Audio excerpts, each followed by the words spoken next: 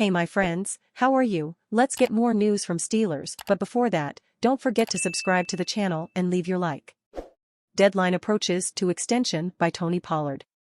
The deadline for the Cowboys to sign a long-term extension for franchise running back Tony Pollard is fast approaching on July 17, as some rumors are starting to swirl about whether Memphis' fourth-year product will get his big payday more early.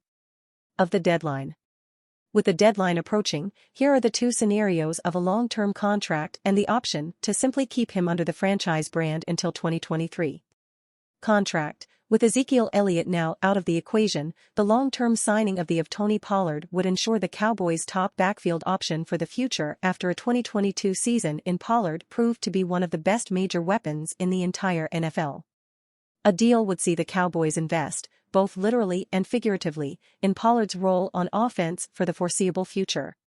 At 26, however, any potential deal would likely be limited to just 3 years as the trend of disappearing runners before age 30 becomes more prevalent.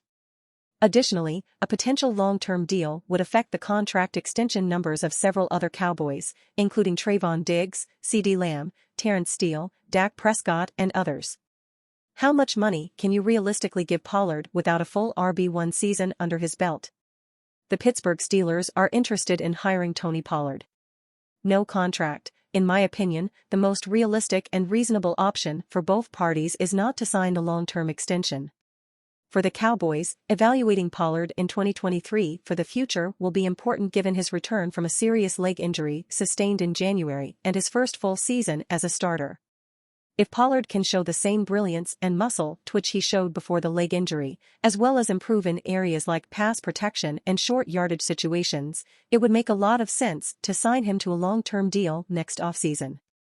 But if there are signs of a decline after the injury and no real improvement despite more opportunities in the backfield, the Cowboys would rather not be stuck in it for too long.